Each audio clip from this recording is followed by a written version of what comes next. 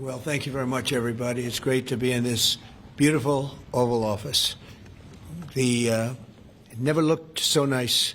We're getting great compliments, and you see outside how that's come out. It's been great. We make a lot of improvements to the White House, and we're doing that. One of the things you should be looking at is the Palm Court, because that's been totally redone. So we like to preserve and make better the White House, and that's really what's happened, and we're getting tremendous reviews, and we appreciate it.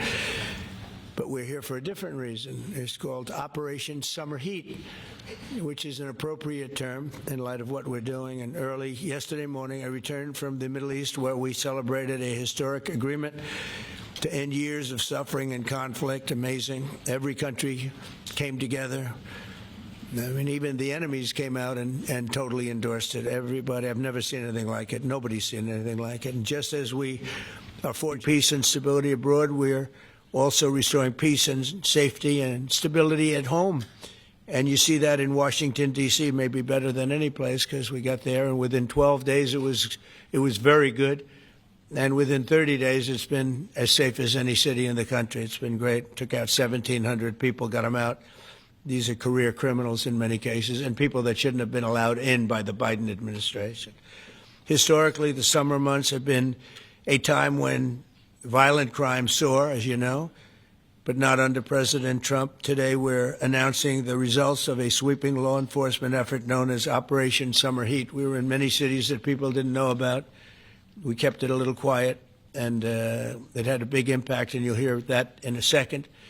But over the past few months, FBI offices in all 50 states made crushing violent crime a top enforcement priority. That's what they did, rounding up and arresting thousands of the most violent and dangerous criminals.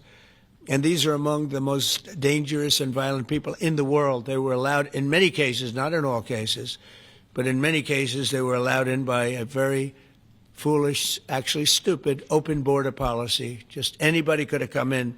They emptied out their jails, their prisons, their mental institutions. They emptied them into our country. And the people behind me have done an incredible job, because if we didn't have that administration, it would have been so much easier. They allowed millions of people in this country that have been allowed, including over 11,000 murderers, half of whom murdered more than one person. And many of them are gone now, or they're put in prison, because we don't want to have them come back. So we literally put them in our prison, which we don't want to do. But we bring them back to their countries. Working with state and local partners, the FBI arrested over 8,000 violent criminals during the course of this period. In major cities like in New Orleans, Nashville, we saw a 250% increase in arrests. And we really went after the bad ones. These include 725 individuals wanted for violent crimes against children and murderers. These arrests are in addition to the work of our historic federal task forces that Make D.C. Safe Task Force has been unbelievable. I mean, the job they've done, it's incredible. And it's been so nice, because so many people, they're going out to dinner and they're having dinners. They didn't go out for 4 years. And now they're going out 3 times a week. The restaurants are opening. Restaurants are full. And usually that means a lot of good things. But restaurants that were closed are now opening up. And everybody's happy. It's nobody's ever seen anything like it, actually. And everybody feels safe. You can have a child walk right through the middle of Washington, D.C., and nothing's going to happen. We were losing more than one person a week in Washington. They're being killed on an average of over one a week. The Make D.C. Safe Task Force has been incredible, and the Make Memphis Safe Task Force is having very similar results. It's much earlier, but we've been there for a week and a half, but I'm hearing the results are pretty incredible, and you'll hear about that. They're mobilizing more than 20 federal agencies for the largest law enforcement operation targeting violent criminals in American history. As a result of these efforts, violent crime declined 20% nationwide compared to the same period last year, and it was the safest and most peaceful summer in 2 decades. And honestly, we haven't really even gotten going yet. We didn't have to fight all of these radical left governors. We could have had Chicago taken care of, as an example. They had, in a short period of time, 4,000 murders in Chicago, and we have to listen to this man stand up and say that we're bad people. And the people of Chicago are walking around with MAGA hats. You have women, beautiful black women, walking around with MAGA hats. Please let the president in, and we don't care how he does it. They're not interested in National Guard or Army, Navy, bring them in, Marines, bring in the Marines. They just want the crime to stop, and more so because of the success that we had in D.C. I think if we didn't have that success, nobody would even believe it. So I want to congratulate all of the incredible law enforcement professionals joining us today, especially Attorney General Pam Bondi, who's terrific, Deputy Attorney General Todd Blanche, who is a fantastic legal talent. He really is. He's a great guy, too. And, of course, FBI Director Kash Patel. They have worked so hard on this and other things. Since the start of the administration, the FBI has arrested over 23,000 violent criminals, more than double the number arrested in the final year of the Biden disaster. The FBI has also destroyed or severely disrupted more than 170 organized criminal enterprises and gangs, 1,600 of the most violent gangs, and confiscated over 6,000 illegal firearms. And they've tracked down and arrested 4 fugitives on the most wanted list, 4 of the most wanted. Actually, 2 of them were the most wanted fugitives in the world. There's still much more work to be done, which is why the FBI continues to work alongside the Department of Justice, the Department of Homeland Security, and the Department of War to defend. And Pete Hegseth has been fantastic, by the way, on this too, on other things, but on this too. To defend law and order and combat violent crime, arrest illegal aliens, and make American cities the safest in the world. And when I campaigned, I talked about crime, but I never knew that we were going to get into it like we did. You know, I mean, I used to watch these cities with the murders. Chicago recently had one deal where they had 11 murders in one weekend, and they said, well, yeah, but it was a holiday weekend. They actually told me that was the reason, like it was okay because it was a holiday. It was Labor Day. These people are the worst. They really have to. You better. I tell you what. The people in Chicago and the people in places like that can be fixed. At some point, it gets to where you can't fix it anymore. It's too far gone. And we have some cities like that. But these are great cities that can fix. I'm going to be strongly recommending, at the request of government officials, which is always nice, that you start looking at San Francisco. I think we can make San Francisco. There's one of our great cities 10 years ago, 15 years ago, and now it's a mess. And we have great support in San Francisco, so I'd like to recommend that for inclusion, maybe in your next group. You'll get great support. Every American deserves to live in a community where they're not afraid of being mugged, murdered, robbed, raped, assaulted, or shot.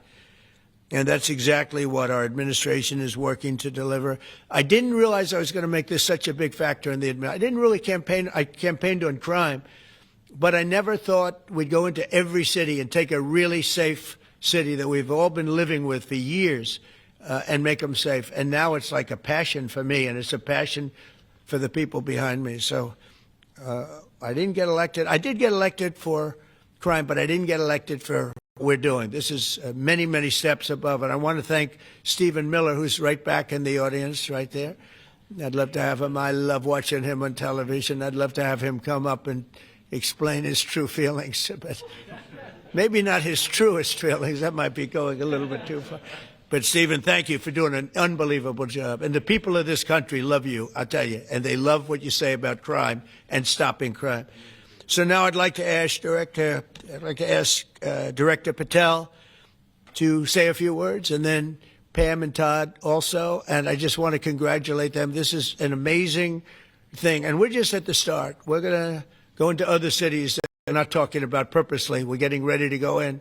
And when they go in, like Kash as an example, told me that people didn't even know. 5 months ago, they went into Chicago, and they started doing a lot of work in Chicago. And we brought the numbers down a little bit. And but that really was just preparatory work for what we're going to do with the surge. We're going to have a surge of strong, good people, patriots, and they're going to go in, they straighten it all out. So a lot of these cities we're already working on, but we don't do it with a big flavor. But in a little while, you're going to see some numbers that you're not going to believe. And I think you'll probably start with Memphis, because I'm hearing the numbers are much quicker than we even thought possible. But again, D.C. it speaks for itself. Chicago is going to be okay. We're going to save Chicago. And I told you, and I told them, a very respected man, the head of the Union Pacific, said, "Sir, save Chicago. It can be saved." And the way he said it, it was like, can you believe it? We're trying to save Chicago. But I understood exactly what he wants, and that's what we're going to do. We're going to save all of our cities, and we're going to make them essentially crime-free, like other countries have crime-free.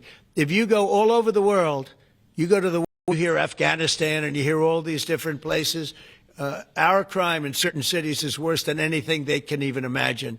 And we're not going to have that any longer. It's going to stop, and it stops right here. Kash, please. Thank you, Mr. President. What I'd like to do is just highlight some of the outstanding work that the men and women of the FBI have been doing. And thanks to your brave leadership and the mandate you were given by the American people not only to defend the homeland but crush violent crime, you tasked us with our great partners at the Department of Justice and the Attorney General and the Deputy Attorney General to start making arrests and bring prosecutions and safeguard our cities. And you said it. This is just the beginning. In just 7 months, I hope the media takes a look at every one of these charts because these are the best numbers for fighting crime in U.S. history, and it's only 7 months in. And to do that, our vehicle to do it of choice was Operation Summer Heat, which the FBI architected to go after violent criminals. And in just a 3-month span, you had 8,700 arrests of violent criminals. You had 2,200 firearms seized off the streets permanently to safeguard our communities. You had 421 kilograms of fentanyl seized. Just to put that in perspective, that's enough to kill 55 million Americans alone. You had 45,000 kilograms of cocaine seized.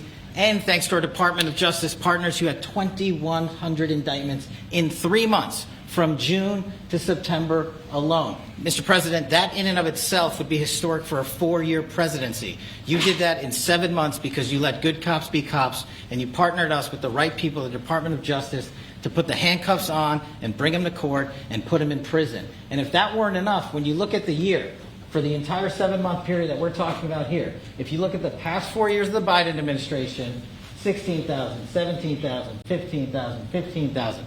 That's the number of arrests year over year of violent felons in this country for the Biden administration. Mr. President, in 7 months, you have 28,600 arrests of violent felons in just 7 months alone because of your leadership and the dedication of the men and women at the FBI who want to go out there and do the job they were prevented from doing because that department used to be weaponized and politicized.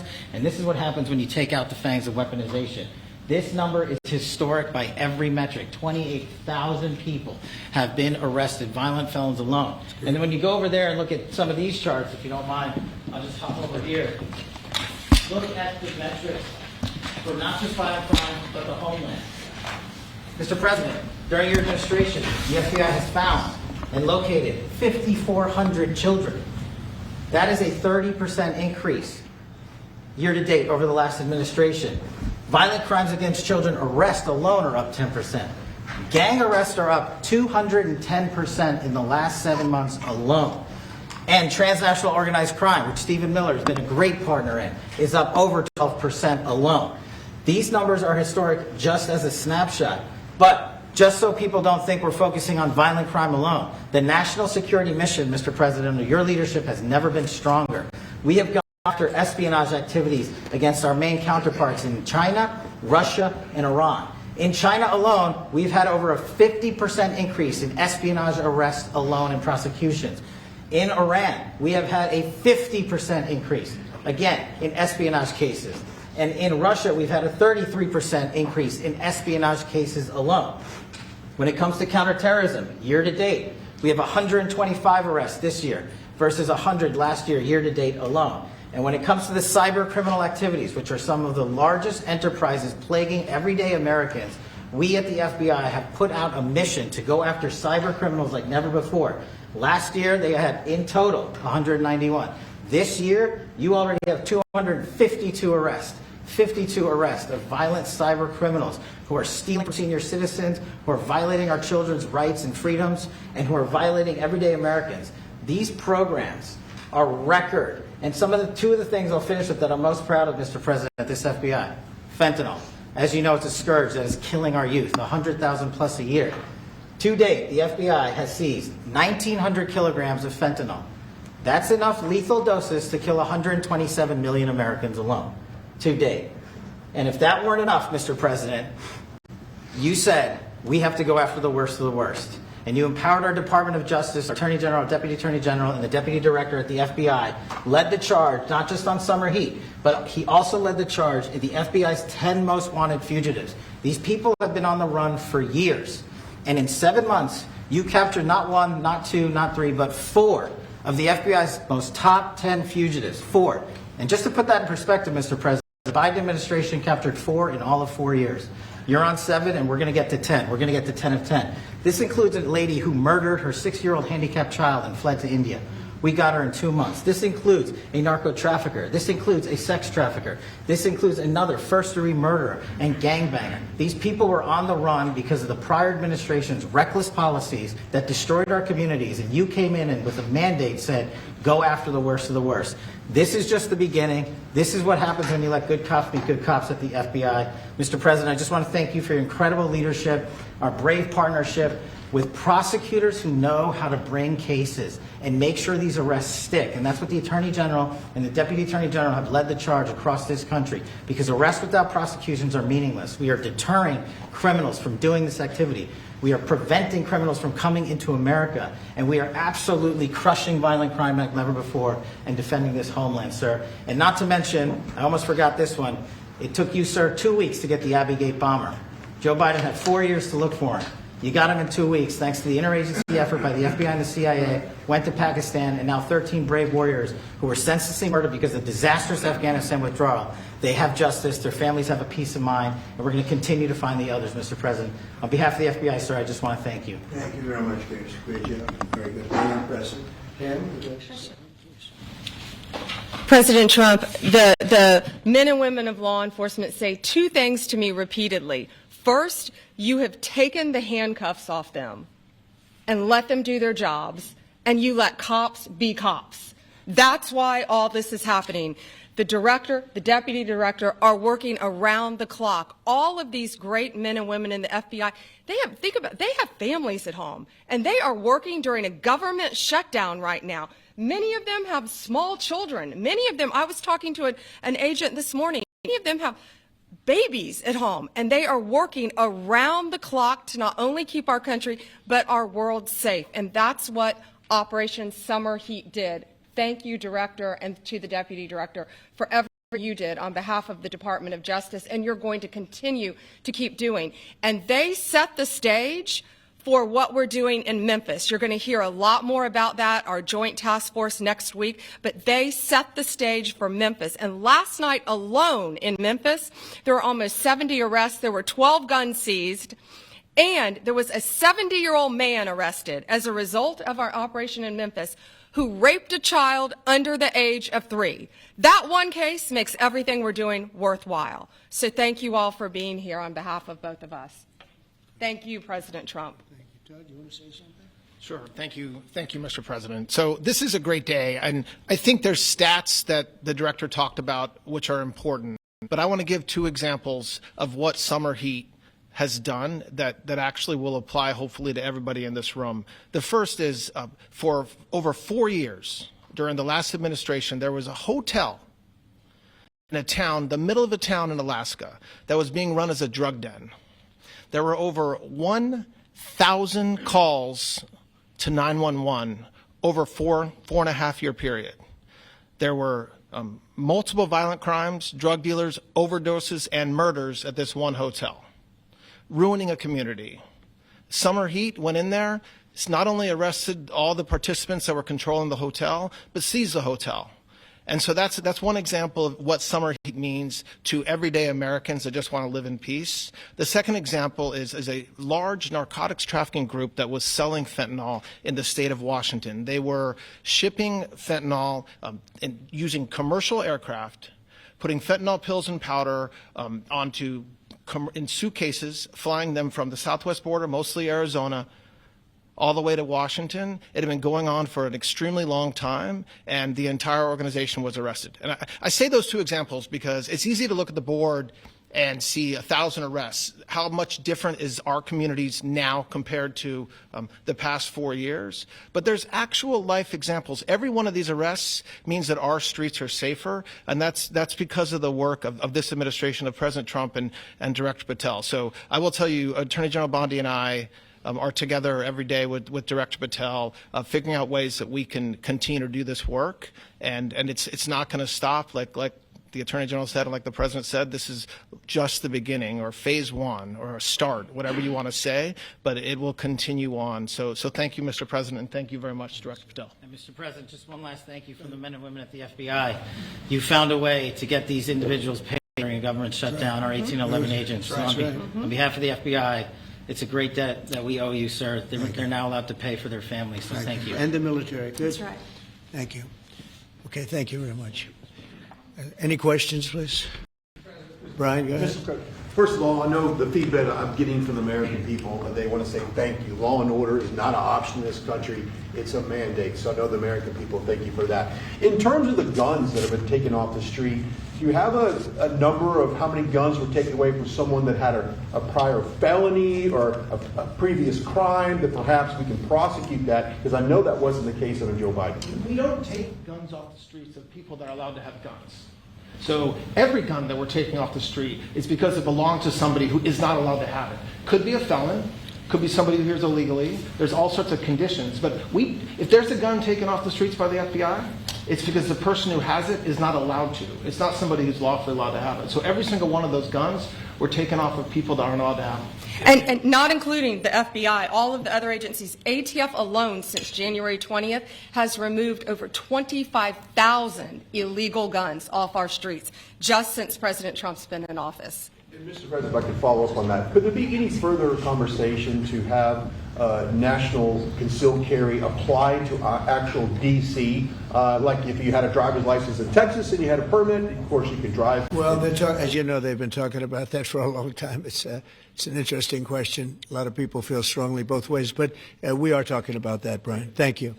Mr. President, on Venezuelan boats, I want to ask you, why not have the Coast Guard stop them, which it is empowered by law to do? This way you can confirm who's on the boat and ensure that they're doing what you suspect. Because we've been doing that for 30 years, and it has been totally ineffective. They have faster boats. Some of these boats are seriously, they're world-class speedboats, but they're not faster than missiles. But we've been trying to do that for years, and so much of the drugs, 25–30%, would come in through the seas. Right now we have, I would say, none coming in through the seas. In fact, I don't know about the fishing industry. If you want to go fishing, a lot of people aren't deciding to even go fishing. We've almost totally stopped it by sea. Now we'll stop it by land. What's the next step? But it never worked. It never worked when you did it in a very politically correct manner. What's the next step in this war on cartels, and are you considering options, are you considering strikes on land? Well, I don't want to tell you exactly, but we are certainly looking at land now because we've got the sea very well under control. We've had a couple of days where there isn't a boat to be found, and that I view that as a good thing, not a bad thing. But we had tremendous amounts coming in by boats, by very expensive boats. They have a lot of money, very fast, very expensive boats that were pretty big. And the way you look at it is every boat that we knock out, we save 25,000 American lives. So every time you see a boat and you feel badly, you say, wow, that's rough.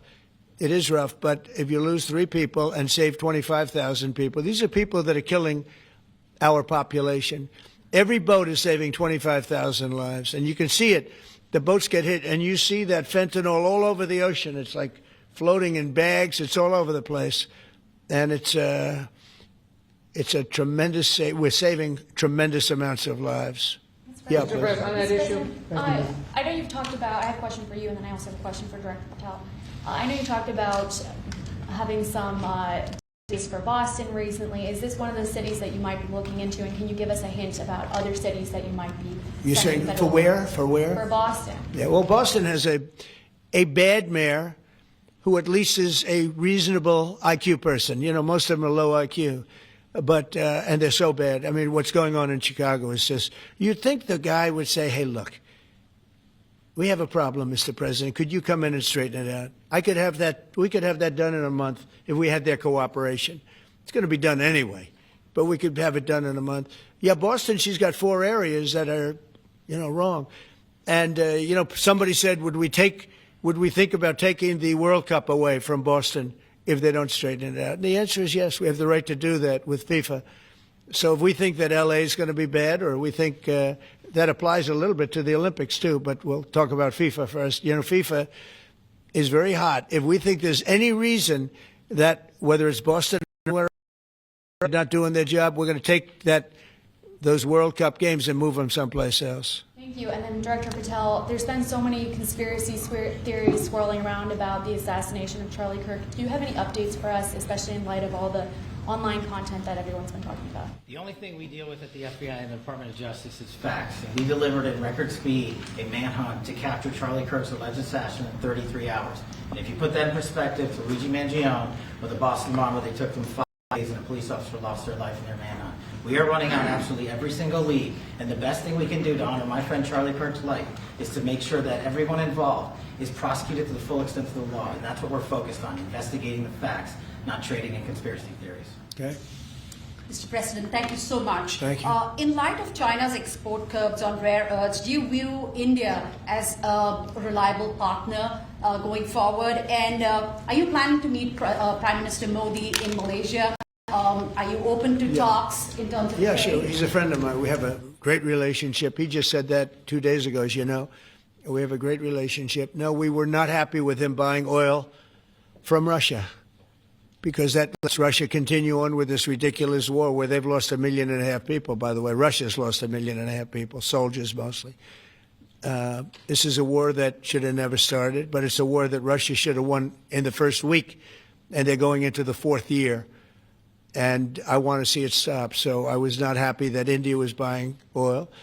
And he assured me today that they will not be buying oil from Russia. That's a big stop.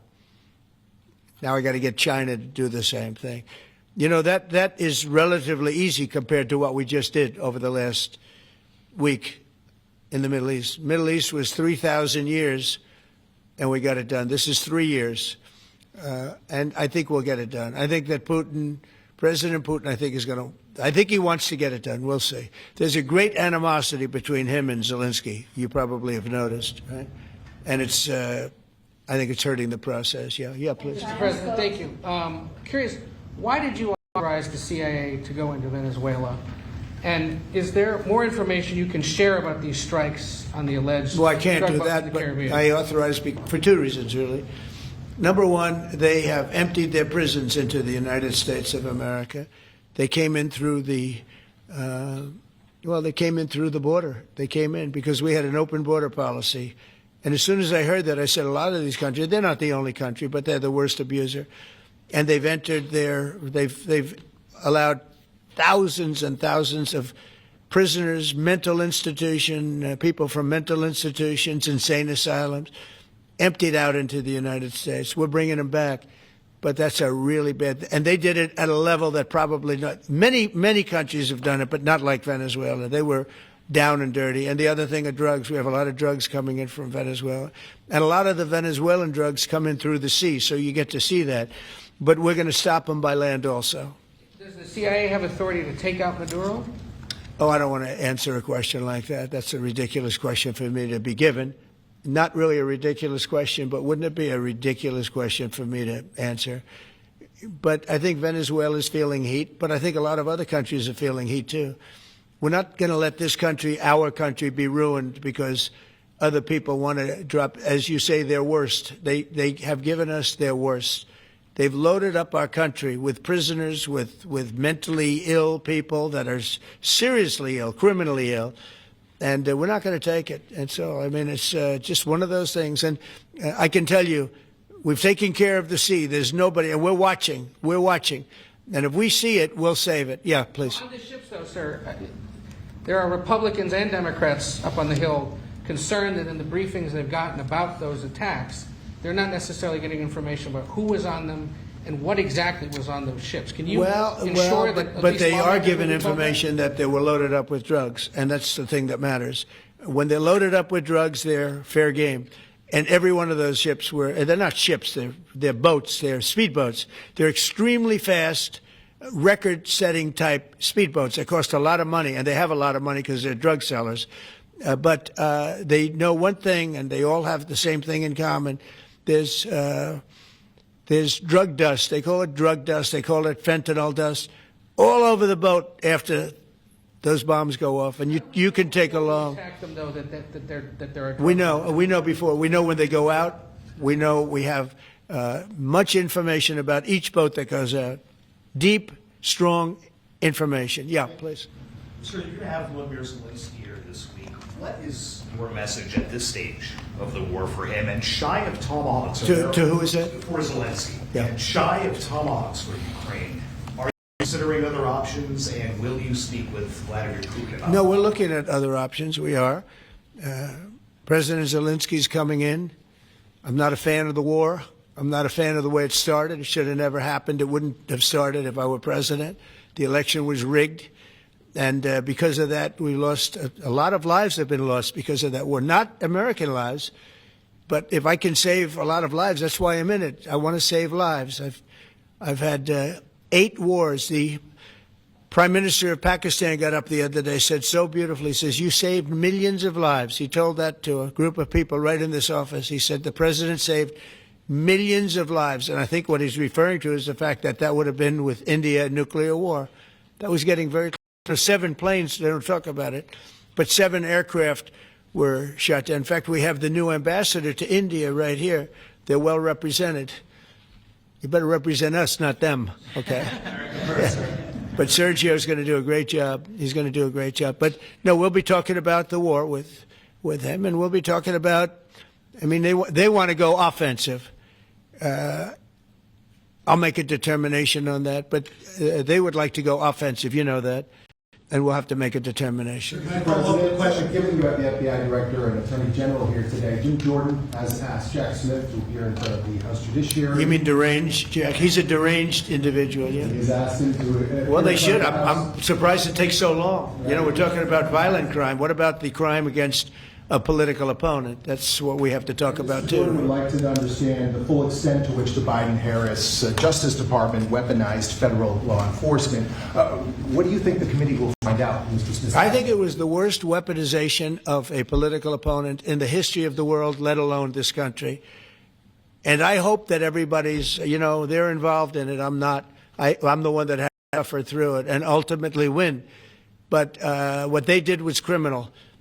Deranged Jack Smith, in my opinion, is a criminal. And I noticed his interviewer was, I think that was Weissman. And I hope they're going to look into Weissman, too. Weissman's a bad guy. And he had somebody in Lisa, who was his puppet, worked in the office really as the top person. And I think that she should be looked at very strongly.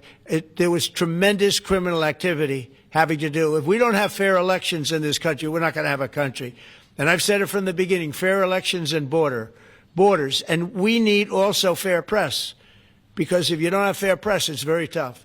And we've got the strongest border of anybody. Nobody has a border. We have a border where the numbers just came out again. You saw 0 people came in illegally. Now, we do take people into our country legally, but 0 people. But, you know, you're talking about a different subject. You're talking about political crime. They have committed massive political crime.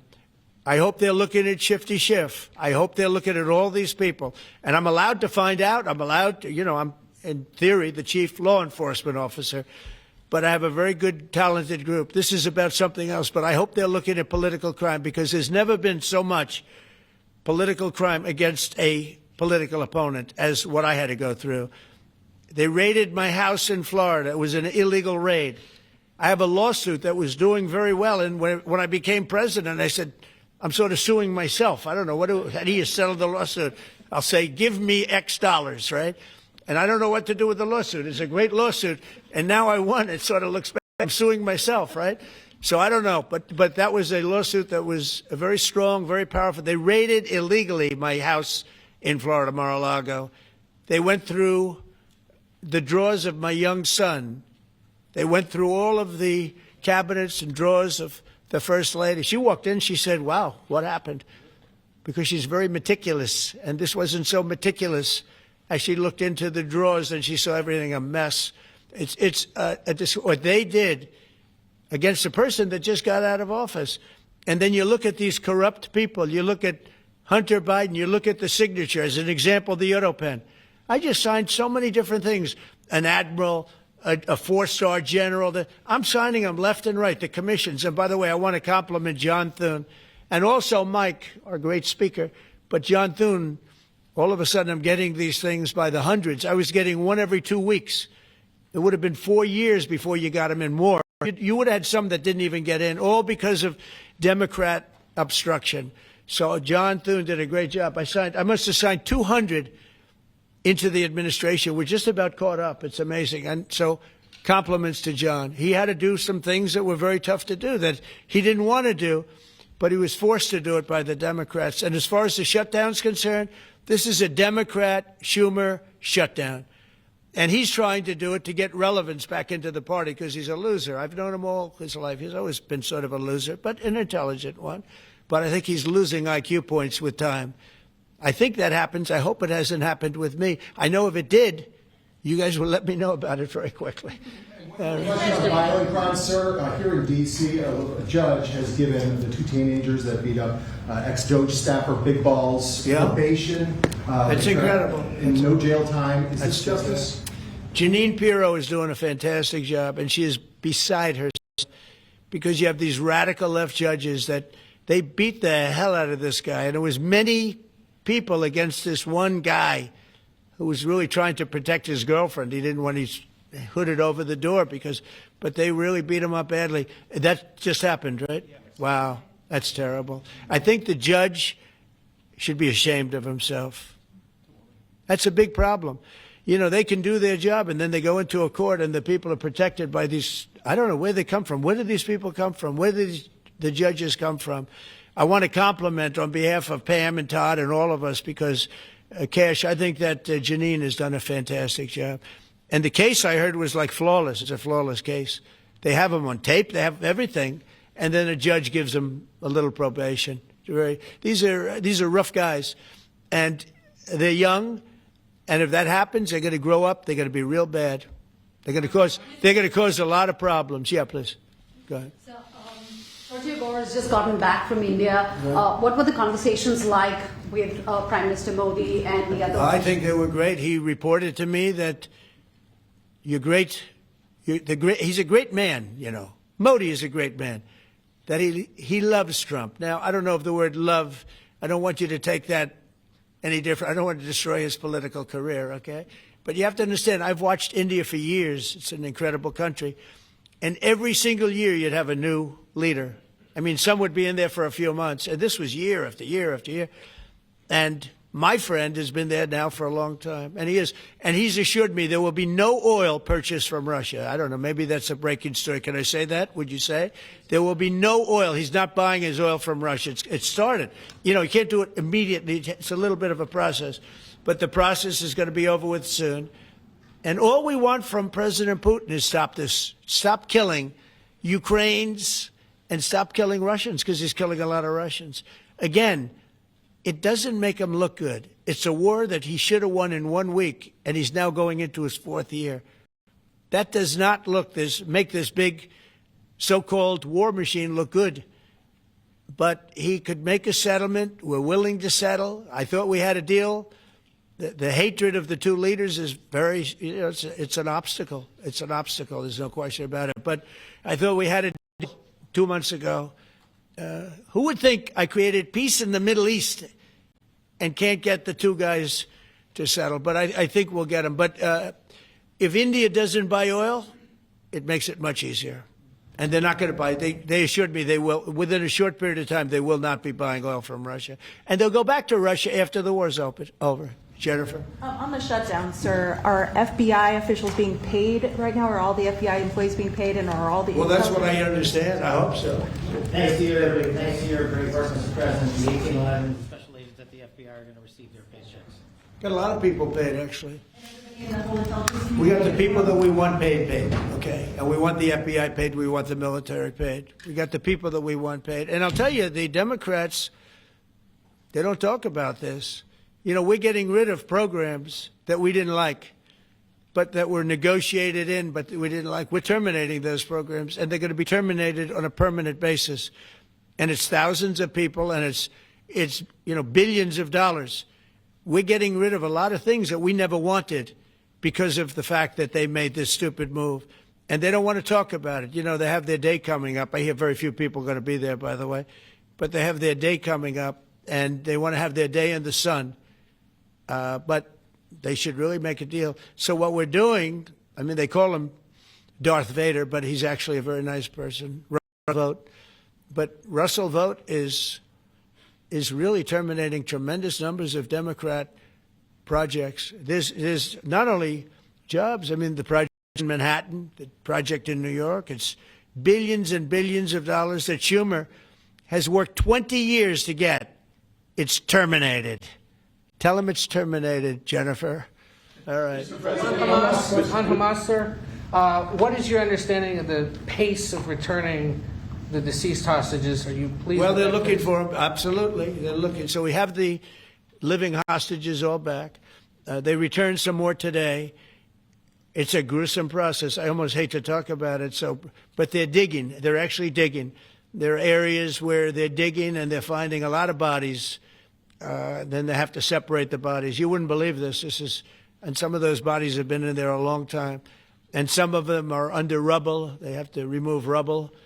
But there are graves, and some are in tunnels that died in tunnels that are way down under the earth. And the tunnels are like 3 feet. Can you believe it? 3 feet high. They lived like this for a long period of time. It's a horrible atrocity. At the same time, we, meaning Israel, but I knew everything they were doing pretty much. I knew most of the things they were doing, but they've killed probably 70,000 of these people, Hamas. And I said, it's time now.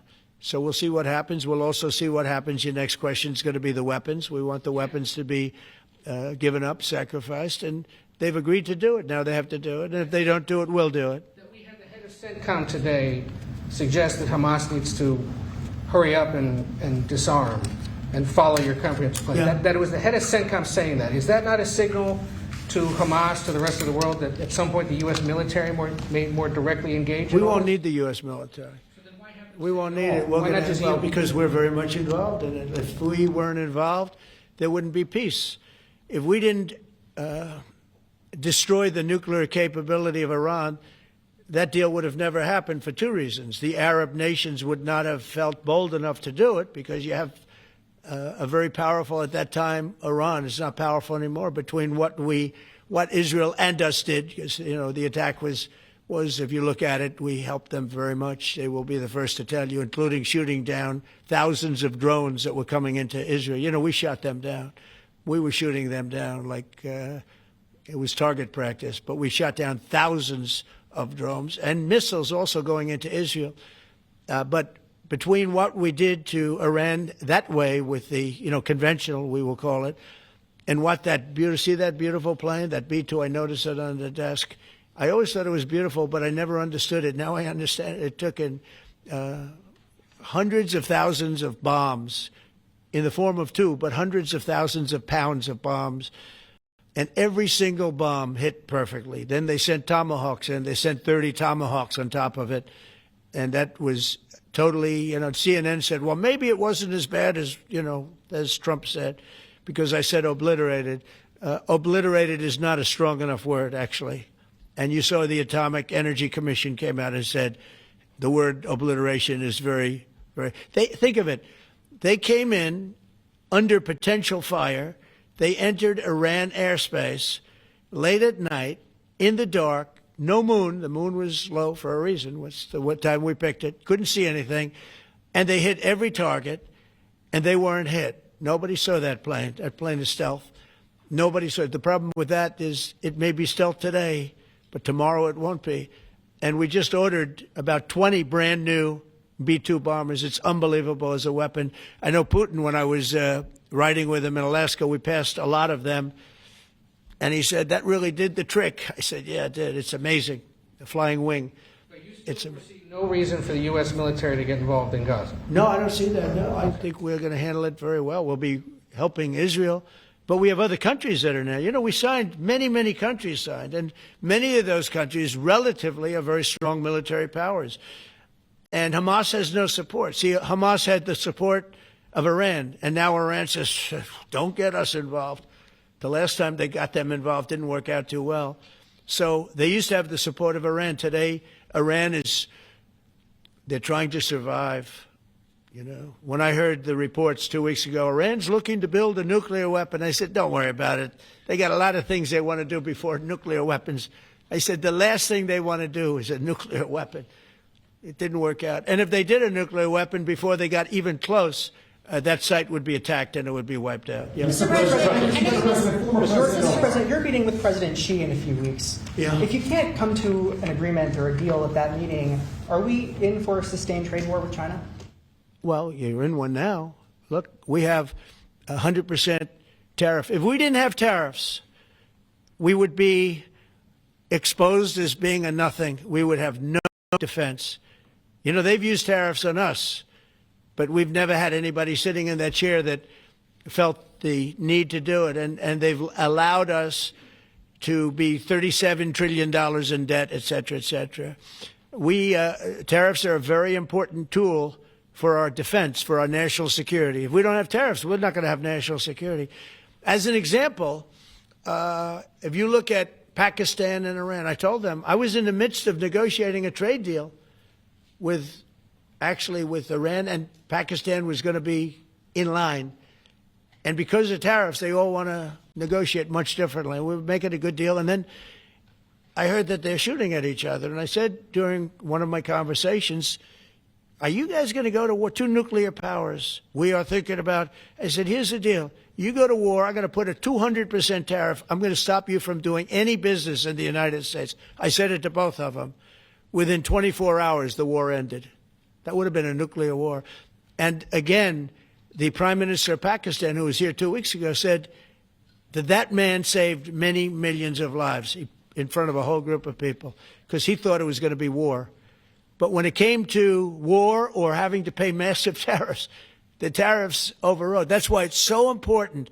Not only the money, we're taking in trillions of dollars, not only the money, the power to keep peace, the power to be used for good is enormous. But a lot of people didn't understand tariffs. It's also made us very rich.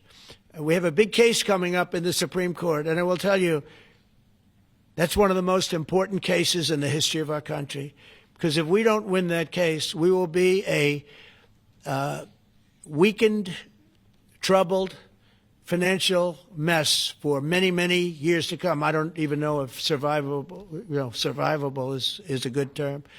And if we do, we're going to be the most powerful economic country in the world. And all we're doing is using them as a defense against what took place for many years. China would charge us tariffs. It was incredible, but we weren't allowed to charge. And we're allowed to do whatever we want. We just had presidents that didn't want to do it for whatever reason. And it was nothing. But of the 8 wars, I was saying 7, of the 8 wars, I would say tariffs are directly responsible for me ending 6 of them, 5 or 6. Without the tariffs, you have wars raging all over the world. With the tariffs, other than Russia, we have no wars out there.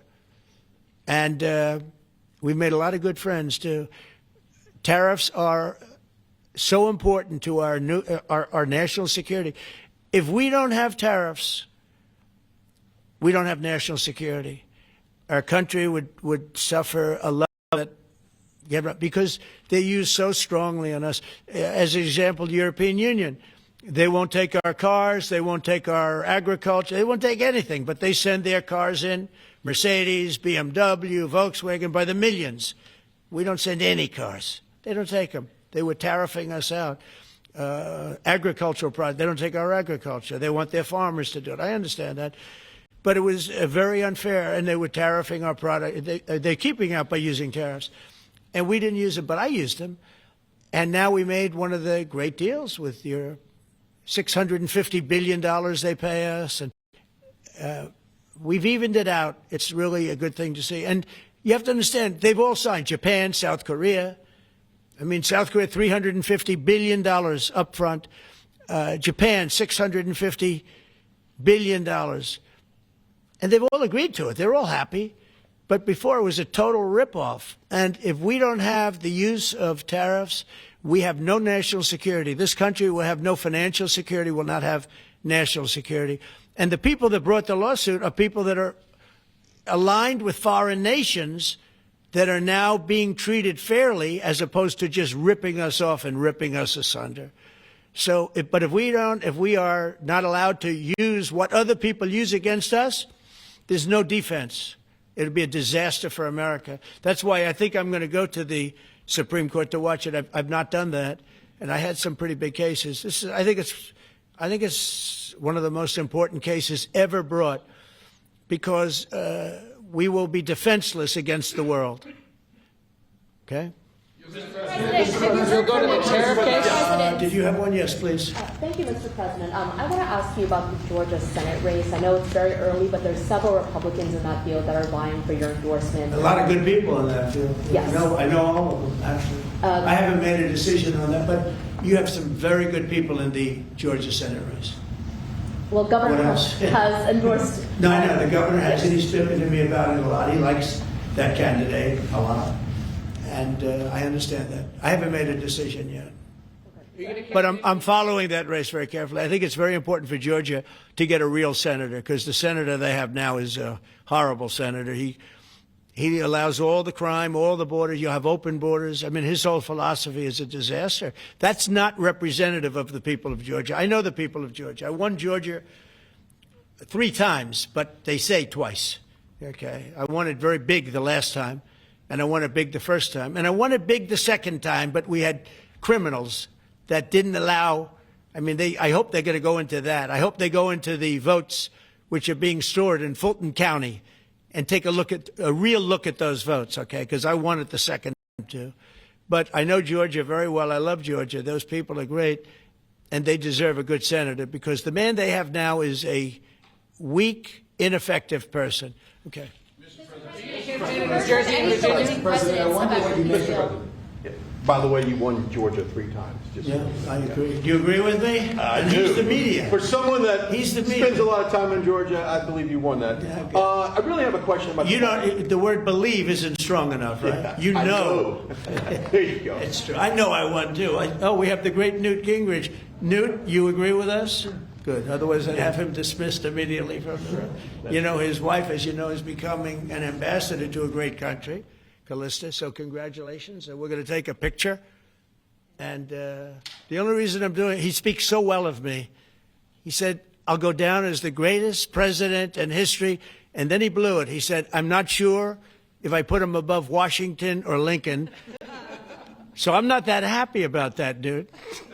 I've got a question about the weaponization of the DOJ. The media often says your department is weaponizing the DOJ. Yeah. That's the opposite. It's the opposite. Todd, you represented President Trump and probably the greatest weaponization of the DOJ by Alvin Bragg.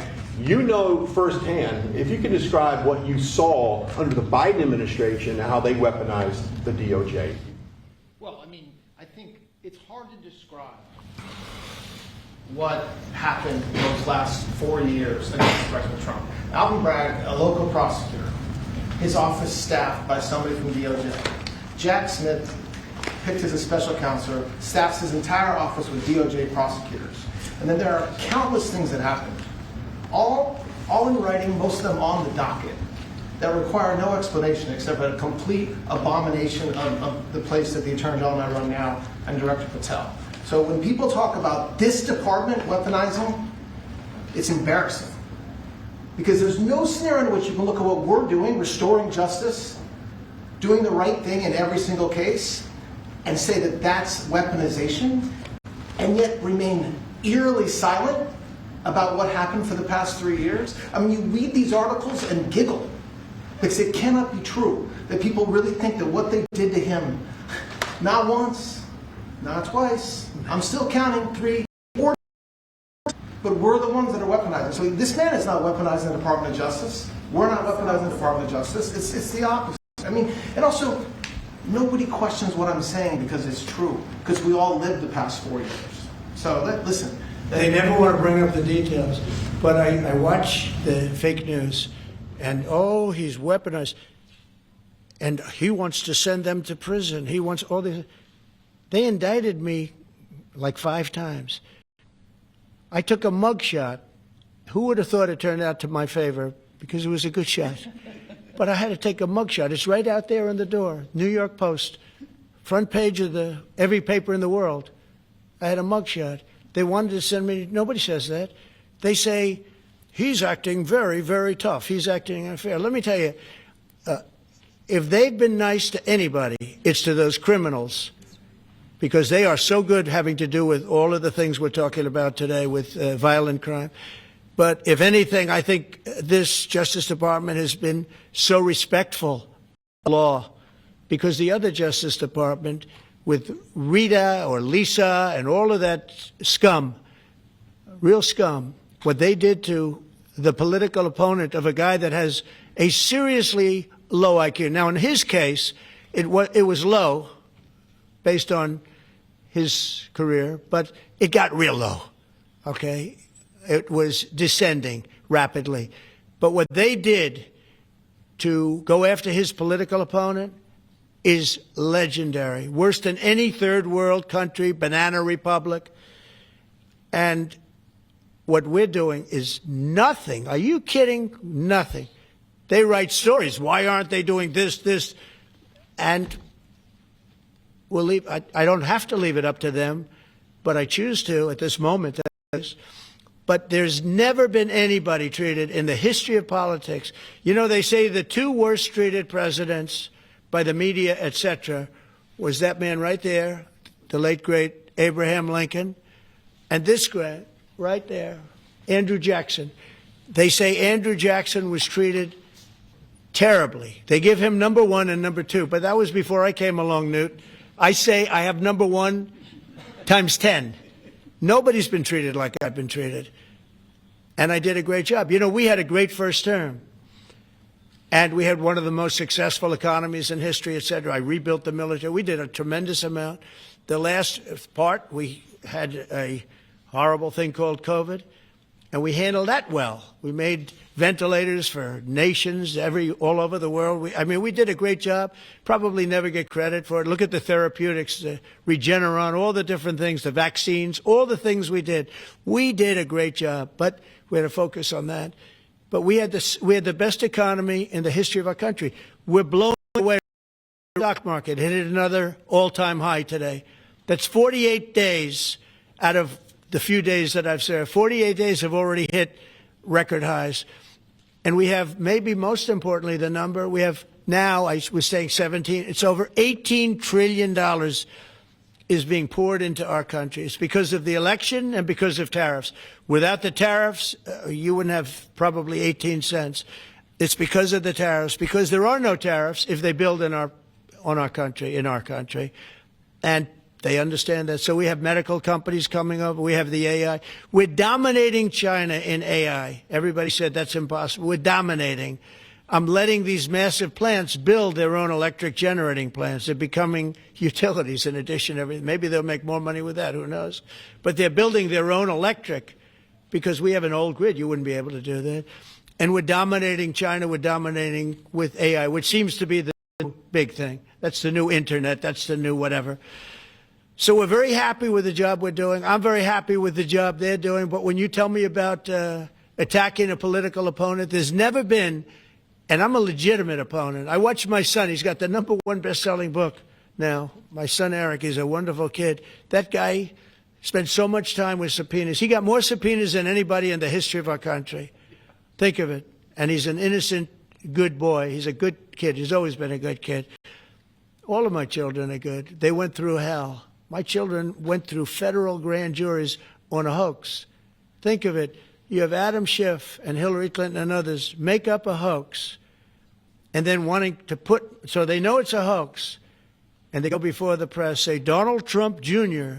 will go to jail because of what he's done with Russia. I'll never forget, I get a call from my son Don, and he said, Dad, I'm being accused of something with Russia. I don't know anything about Russia. He didn't know anything about. Think of it, how bad they are. They say he'll go to prison for the rest of his life. He knew nothing about it. On a hoax, the Russian hoax, Russia hoax, on a story that they made up. And they made it up in order to explain why Hillary Clinton lost an election that she lost by pretty good numbers. The second one, actually the second one was even better, but the third one, this one was too big to rig. It was just too big to rig. They would have rigged. They tried to rig it. But think of it. They want to send my children to jail, but they were after Don in particular. I'll never forget Adam Shifty Schiff, a total crooked guy, lying in Congress, making up a phone conversation that I have with you, totally made up. When he heard it was taped, he wanted to disappear. And Nancy Pelosi went crazy because they wanted to impeach me based on the conversation that was made up. When they heard the tape, everybody, I won it unanimously in the Republican Party. I got every single vote, something that never happens, and I beat it. But think of it, they want to put my son in jail for something that they made up. So they know they made it up. And they say he will serve the rest of his life in prison. These are sick, bad people. And don't tell me about us going after them. If anything, we've been very, very soft. I wouldn't be that soft, I'll tell you that. Thank you very much, everybody. Let's go.